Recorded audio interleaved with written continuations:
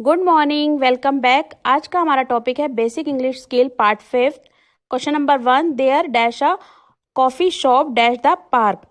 तो इसमें आएगा there is a coffee shop next to the park. सही आंसर है ऑप्शन बी, क्योंकि यहाँ पर अ कॉफी लिखा हुआ है तो उसके साथ में हम इज लगाएंगे और next to the park. Question number 2, identify the opposite. हमें अपोजिट वर्ड बताने हैं। क्लीन का अपोजिट होता है डर्टी और हेल्दी का अनहेल्दी। तो सही आंसर है option D. Question number 3, you are requested to complete the given assignment by Monday. This is an example of.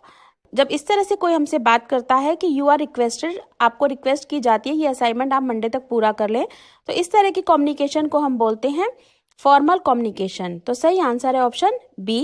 Question number 4, jumping a great height while connected a dash a large elastic cord is called bungee jumping. तो इसका सही answer है option सी। First column में आएगा हमारा from और second में आएगा two. Jumping from a great height while connecting to a large elastic cord is called bungee jumping. Question number 5, the principal called Aditya.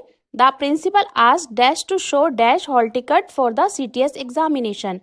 Aditya जो है एक लड़के का नाम है। द प्रिंसिपल ने आदित्य को बुलाया तो लड़के के लिए हम क्या यूज करते हैं, ही, हिज, हिम। तो इसीलिए प्रिंसिपल ने उससे पूछा तो क्या आएगा, the principal asked him to show his hall ticket for the CTS examination. तो सही आंसर है option A. Question number 6, one of the 7 dash of the modern world is located in Agra, Uttar Pradesh. 7 wonders जो हैं वो हमारा उनमें से एक आगरा में ताजमहल है, तो उनको क्या कहते हैं, वंडर्स। तो सही आंसर है ऑप्शन डी, वंडर्स, क्योंकि 7 वंडर्स की बात हो रही है। Question number 7, the world's dash beach along the bay of Bengal in Tamil Nadu.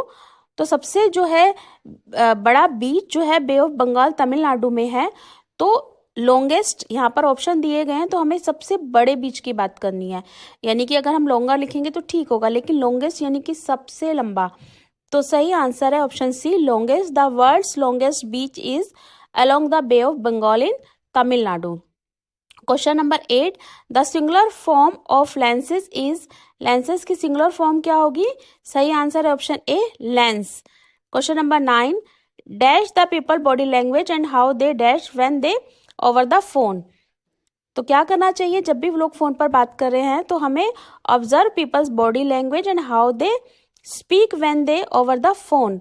सही आंसर है option B. Question number 10, hi how are you WhatsApp, these are the example of. हम किससे बात करते हैं इस तरह से, hi how are you WhatsApp, अपने फ्रेंड से, अपने घर में। तो इस तरह की कम्युनिकेशन को हम बोलते हैं इनफॉर्मल कम्युनिकेशन। तो सही आंसर है option B. Question number 11, the plumber dash the pipe yesterday. तो येस्टरडे की बात हो रही है तो यहाँ पर पास्ट टेंस आएगा, तो उसके लिए सही ऑप्शन कौन सा है, option D, was repaired. The plumber was repaired the pipes yesterday. Question number 12, there is a water scarcity in the locality, the area is। सही आंसर है option D, uneven. Question number 13, tell us about a difficult situation you have dash and how you dash to come out of it। कोई हमसे पूछ रहा है कि आपने उस डिफिकल्ट सिचुएशन को किस तरह से फेस किया और किस तरह से उसको हैंडल किया, तो यानी कि पास्ट टेंस की बात है। तो सही आंसर है ऑप्शन डी। फर्स्ट में आएगा फेस, सेकंड में आएगा मैनेज, दोनों में ईडी लगेगा। तो सही सेंटेंस क्या बनेगा इसका, tell us about a difficult situation you have faced and how you manage to come out of it. Question number 14, what can be done to avoid repeating the idea that over other have already told.